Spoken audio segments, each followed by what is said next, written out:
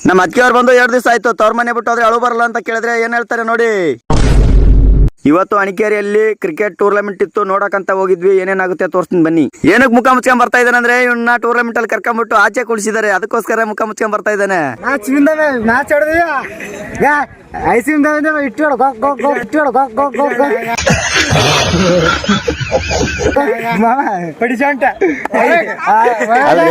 ಮಾಡ್ತಾರಲ್ರಿ ನಿಮ್ ಕರ್ಕಲಿಲ್ಲ first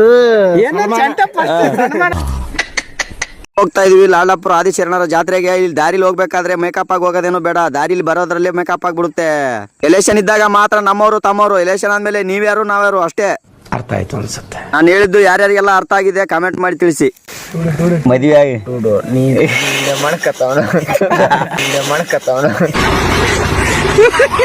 team ಎಲ್ಲ ಆಡ್ಲತ್ತಾರ.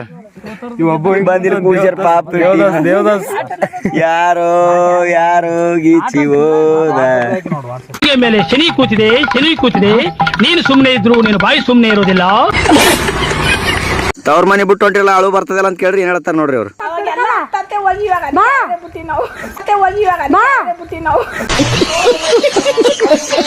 Function ಎಲ್ಲ ಮುಗಿಸ್ಕೊಂಡು ನಾವು ಬಂದಿದ್ದೆ ನಮ್ಮ ಮನೆಗೆ.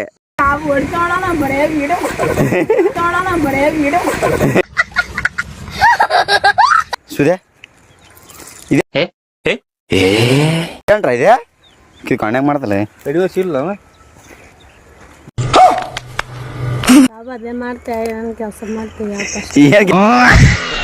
ಅಲ್ಲಿಂದ ನಾವು ಬಂದಿರೋದೇ ಕ್ರಿಕೆಟ್ ಗ್ರೌಂಡ್ಗೆ.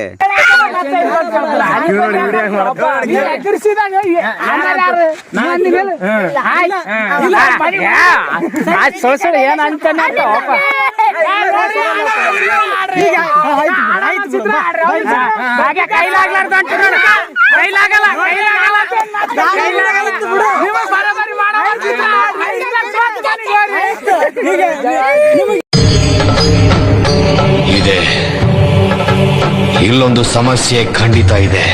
ಏನು ಸಮಸ್ಯೆ ಇಲ್ಲ, ದಿನಾಲು ಆಡೋದೇ ಹಿಂಗೆ ನಾವು. ನಿಮ್ಮ ಭೇಟಿ ನಾಳೆ.